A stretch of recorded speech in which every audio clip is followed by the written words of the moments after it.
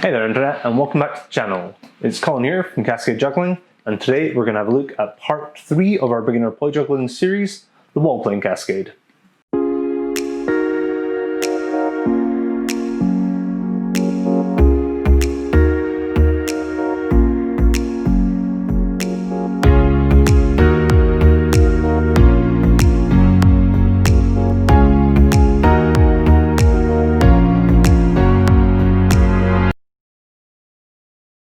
Alright, so before we get started with the actual juggling, let's have a quick chat about what wall playing is and what wheel playing is as well.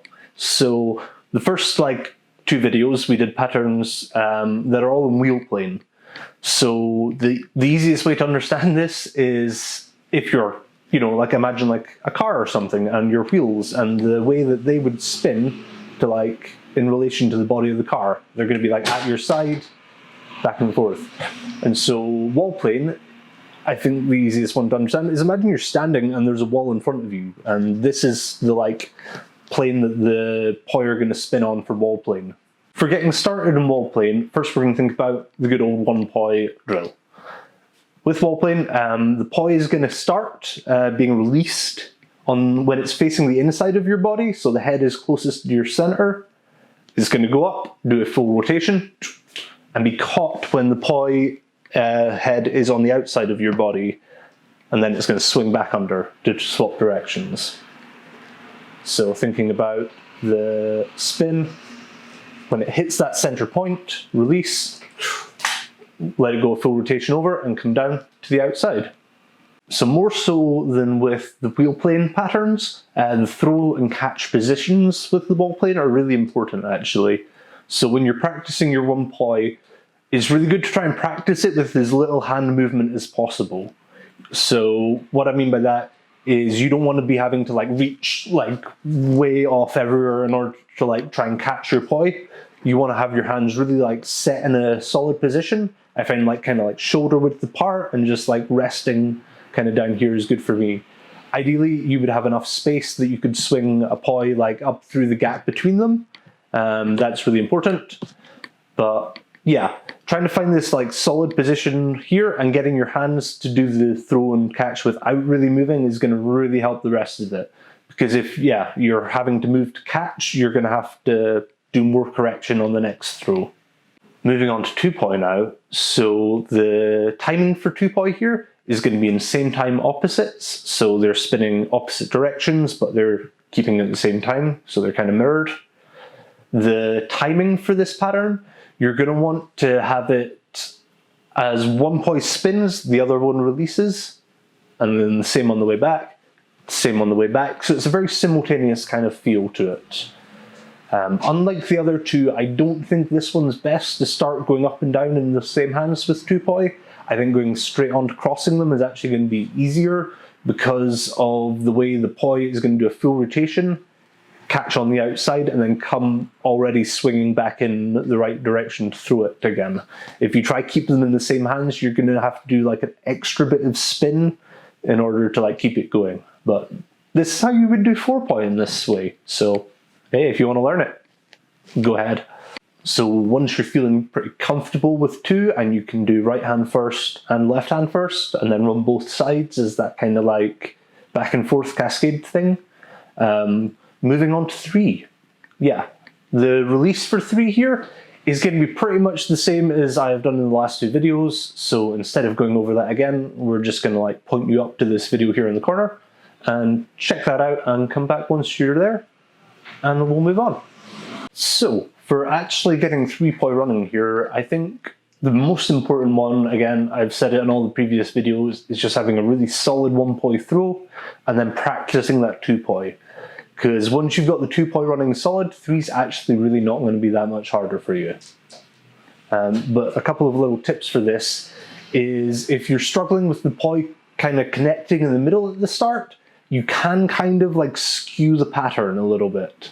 And instead of it being really nice and flat, you can kind of bend it into not a 45-degree angle, but just put a little bit of an angle on it.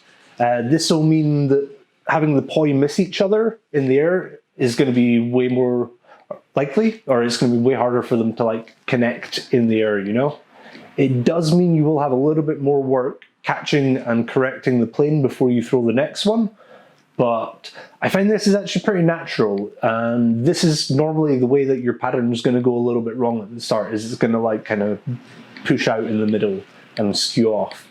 So if this is happening, don't worry about it so much. You can always like work on keeping it really nice and flat later on. For building this up, I think the best way to do it is the same way as we've done the other two patterns, is starting with just trying to get your 3 throws really solid, and then once you're comfortable with that, moving up to 4 throws and catches, moving up to 5, 6, and so on. And then once you've like hit 7 or 8, you can just run it, and it shouldn't be so much hassle again.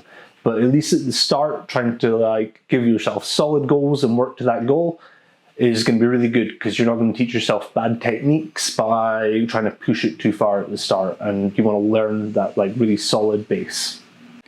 That's kind of it for the wall plane cascade then. So in the last video I said we might touch on the overbeat cascade, which on further thought I don't think we're going to do today, because it fits better with something else later on actually. So instead we're going to do a bonus trick. We're going to do a different release. So a way to start your juggling no matter what pattern you're in. And the one I'm going to show you here today is the multiplex release, because this is probably like my favourite little thing in terms of, you know, slightly different starts. And the way we're going to go about this is having one poi held by the head and the other poi by the handle. I like to have the handle in my pinky and ring finger, and then the head between my like thumb and first finger. So now that you've got the grip for this, the way we're going to release it into the pattern is kind of the same as how you started the other one, except you're going to let go of both. So the one I'm thinking about is the one in my like pinky that I'm holding the handle of. The thing I'm going to think about here is just throwing a single with that to the other hand. Yeah, so this is just going to come up, do it single, and because of the like momentum of the poi, the one that you've got held by the head is just going to naturally do a half and come back to your hand. So if you're thinking about getting a nice solid single with the first poi, the other one's just going to come round naturally. So to put this into your juggling pattern, what we're going to do is we're going to throw the single to the opposite hand, and that's going to be the first throw of our cascade. As the other one comes back, that's going to be your like catch and ready into position start.